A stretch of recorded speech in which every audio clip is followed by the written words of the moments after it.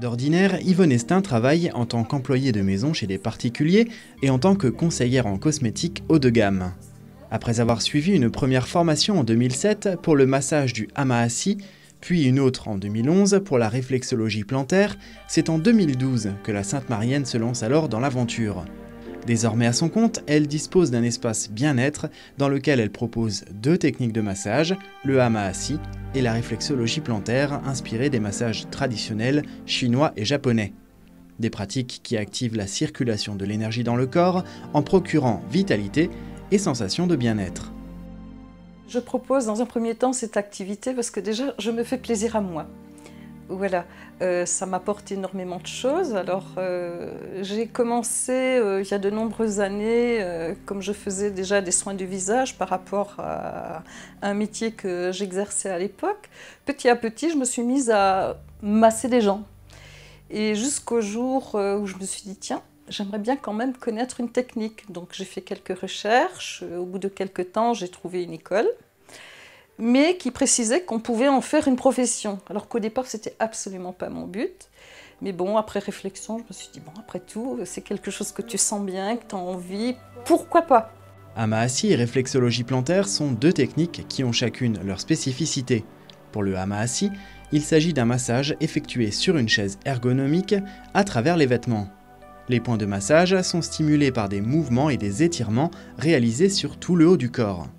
Le hama assis est indiqué pour toutes les personnes stressées ou qui ont des douleurs liées au stress, c'est-à-dire douleurs dorsales, douleurs lombaires, douleurs des trapèzes, etc., etc. Le but de ce massage est de détendre la personne, de la relaxer, mais également de lui redonner de la vitalité. Alors le principe de ce massage, c'est que je vais travailler déjà au niveau de la tête, de la nuque, des épaules, des bras, des mains, du dos et des hanches, en suivant les méridiens où se trouvent les points d'acupression. Ces points d'acupression, qui correspondent aux mêmes points traités par l'acupuncture, sont très nombreux dans le corps. Il y en aurait près de 400, dont 180 au niveau de la tête. Leur stimulation par pression doit rééquilibrer chaque partie du corps en libérant les énergies stagnantes.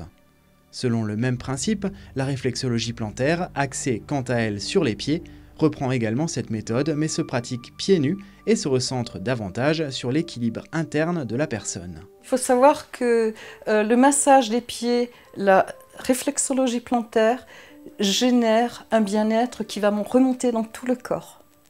Alors ce qu'il faut savoir également, chose très importante, c'est que nos pieds, il y a un grand réseau de capillaires et de veines profondes, donc le fait de masser ses pieds va favoriser la circulation veineuse, donc va faciliter l'élimination des toxines par la même occasion.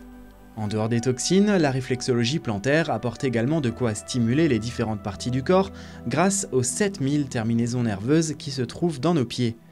Ce massage permet de réduire les tensions musculaires, d'atténuer des maux tels constipation, migraine et surtout, il soulage nos pieds qui sont très sollicités dans une journée. Pour être aussi bien dans ses baskets que dans sa tête, rendez-vous donc chez Yvonne Estin. Elle propose des séances de massage tous les samedis matins.